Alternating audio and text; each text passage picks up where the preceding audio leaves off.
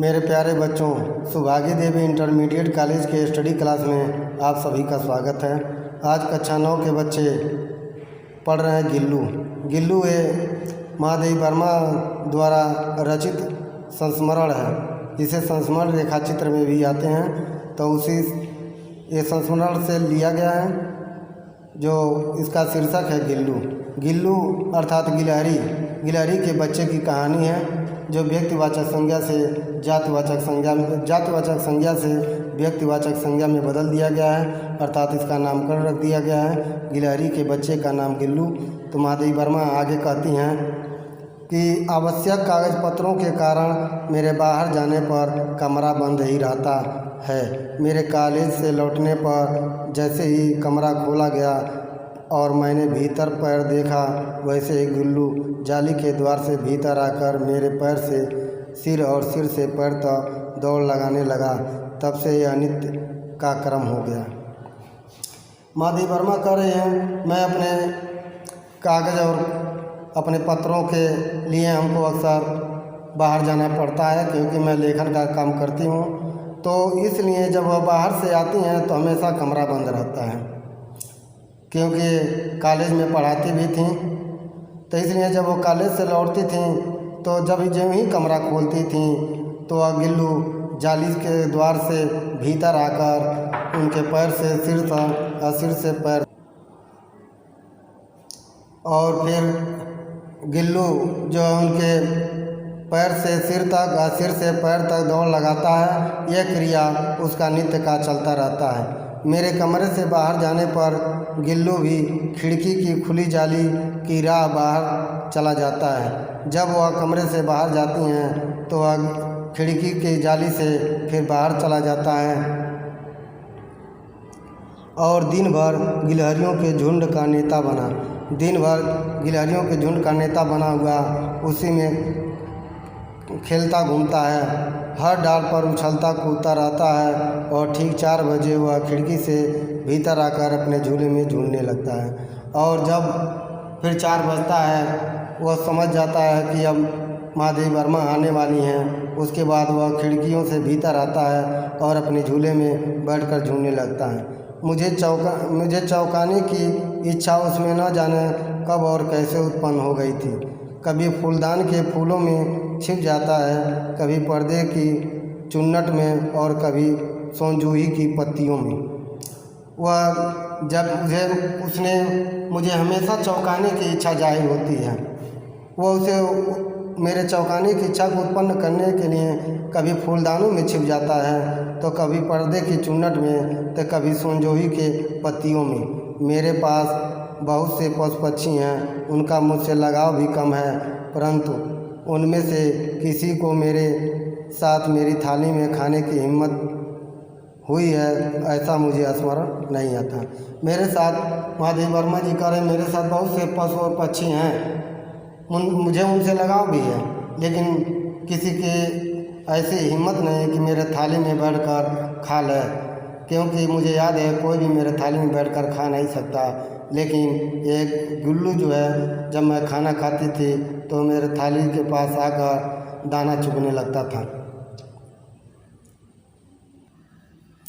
गिल्लू इनमें अपवाद था। मैं जैसे ही खाने के कमरे में पहुंचती, वह खिड़की से निकलकर आंगन की दीवार बरामदा पार करके मेज़ पर पहुंच जाता, मेरी थाली पर बैठ जाना चाहता। बड़ी कठिनाई से मैंने उसे थाली के पास बैठना सिखाया। कह रहे हैं, जब भी मैं खाने के कमरे में पहुंचती तो वह खिड़की से निकलकर आंगन की दीवार से बरामदा होते हुए मेरे पास पहुंच जाता और मेरी थाली में बैठना चाहता। बहुत कठिनाई से उसे समझाने के बाद और सिखाने के बाद वह मेरे थाली के पास बैठना सीख गया, जहाँ बैठकर वह मेरी थाली में से एक एक चावल उठाकर बड़ी सफाई से खाता रहता था। और जहाँ से बैठकर मेरे थाली से एक एक दाने के कण को निकालकर वह खाता रहता था। काजू उसका प्रिय खाद्य था और कई दिन काजू न मिलने पर वह अन्य खाने की चीज़ें या लेना बंद कर देता था या झूले के नीचे फेंक देता था।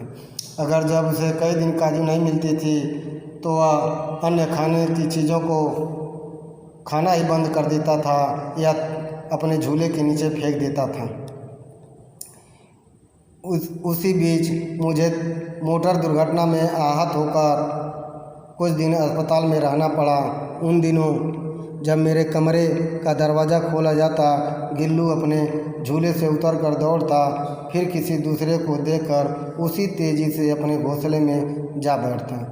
जब मेरी मोटर दुर्घटना हुई, जब मुझे कुछ दिनों के लिए अस्पताल में रहना पड़ा, तो वह मेरे कमरे के दरवाजे खोलते ही गिल्लू अपने झूले से उतरकर दौड़ता फिरता, फिर दूसरे को देखकर वह तेज़ी से फिर उस झूले वाले घोंसले में जा बैठता, क्योंकि वह मुझे खोजता था। सब उसे काजू दे जाते, परंतु अस्पताल से लौटकर जब मैंने उसके झूले की सफाई की तो उसमें काजू भरे मिले, जिनसे ज्ञात होता है कि वह उन दिनों अपना प्रिय खाद्य कम खाता रहा। ये करे जब मैं अस्पताल से छुट्टी कराने के बाद आई और जब मैं उसके घोंसले अर्थात वो झूले की सफाई की, तो मुझे देखे उसमें काजू के दाने ज़्यादा मात्रा में पड़े थे। इससे ये ज्ञात होता है कि वो अपना प्रिय खाद्य भी कम खाता था, क्योंकि वह मुझे मेरी याद में वह खाना कम कर दिया था। मेरी अस्वस्थता में वह तकिए पर सिरहाने बैठकर अपने नन्हे नन्हे पंजों से मेरे सिर के बालों को इतने हौले हौले सहलाता रहता था कि उसका हटाना एक परिचारिका के हटाने के समान लगता था। ये करें जब मैं अस्वस्थ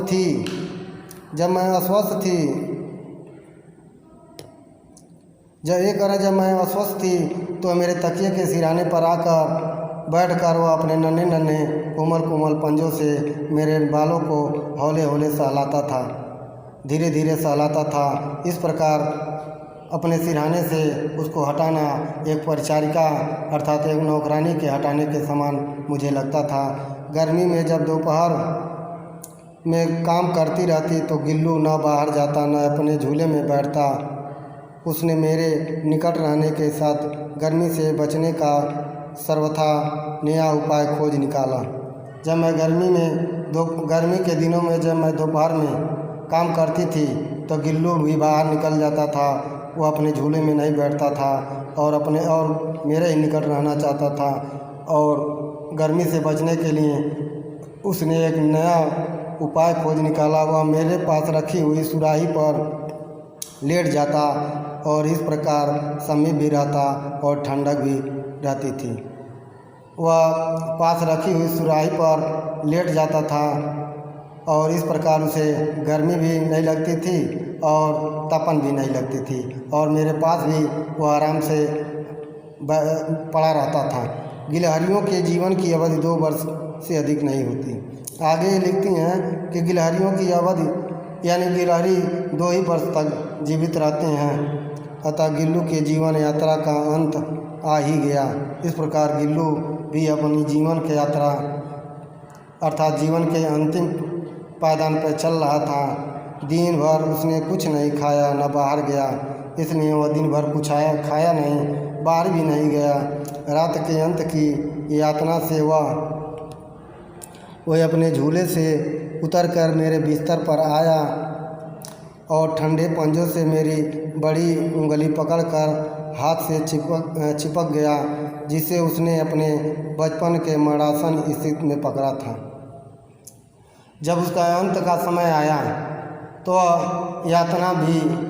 उस समय भी वह समय झूले से उतरकर मेरे बिस्तर पर आया और अपने ठंडे पंजों से मेरी उंगली को पकड़कर उसी में चिपक गया।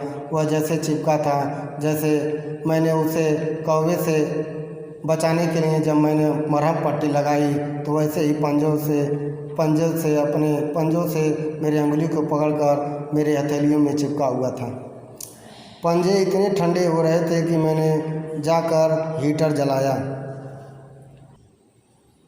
आगे कह रहे महादेव वर्मा, पंजे इतने ठंडे हो रहे थे कि मैंने जाकर हीटर जलाया और उसे उष्णता देने का प्रयत्न किया कि उसके पंजे जो ठंडे लग रहे थे, जिसे मैंने जाकर कमरे से हीटर को जलाया जिससे उसको गर्मी लगे, परंतु गिलहरियों की नई, परंतु प्रभात की प्रथम किरण के स्पर्श के साथ ही वह किसी और जीवन में जागने के लिए सो गया। लेकिन प्रभात की पहली किरण अर्थात सुबह के वक्त जब सूर्य की पहली किरण निकली तभी वह स्वर्ग सिधार गया, अर्थात वह दूसरा जीवन के लिए हमेशा के लिए सो गया। उसका झूला उतार कर रख दिया और खिड़की की जाली बंद कर दी गई। उसके बाद मैंने उसके झूला को उतार कर नीचे रख दिया और खिड़की की जाली को बंद कर दी गई, परंतु गिलहरियों की नई पीढ़ी जाली के उस पार चिक चिक करती ही रहती है और सोनजूही पर बसंत आता ही रहता है। लेकिन उसके बाद हर समय गिलहरियाँ उस जाली के उस पार अपनी चिक चिक की आवाज़ से उसको पुकारती हैं या अन्य लोगों को पुकारती हुई अपना इधर उधर फुदकती रहती हैं। सोनजूही बसंत में सोनजूही भी आता है, बसंत ही आता रहता है, लेकिन गिल्लू कहीं दिखाई नहीं देता। सोनजूही की लता के नीचे गिल्लू की समाधि दी गई, क्योंकि सोनजूही के पौधे के पास ही वह मिला था, इसलिए उसके बगल में ही उसकी समाधि दे दी गई। इसलिए भी कि उसे वह लता सबसे अधिक प्रिय थी, क्योंकि सोनजूही की लता उसे सबसे अधिक प्रिय थी, वह उसी में जाकर छिपता था। इसलिए भी कि लौगात का किसी बसंती दिन जूही के पीलाभ छोटे फूल में खिले जाने का विश्वास मुझे संतोष देता था। इसलिए लौगात का बसंत, जब यह बसंत आता था तो यह छोटा सा पौधा जब पीले पीले फूलों से खिलता था तो मुझे यह विश्वास और संतोष मिलता था कि यह इस पीले पीले नए नए फूलों के रूप में वह गिल्लू ऊपर आकर मुझे देख रहा है। तो मेरे प्यारे बच्चों, आप लोग इस गिल्लू नामक संस्मरण को पढ़े और इसकी व्याख्या को सुने हैं। हम आशा यही करते हैं कि आपको यह व्याख्या अधिक पसंद आया होगा। अब अगले पाठ की व्याख्या अगले वीडियो में करेंगे। तब तक के लिए धन्यवाद।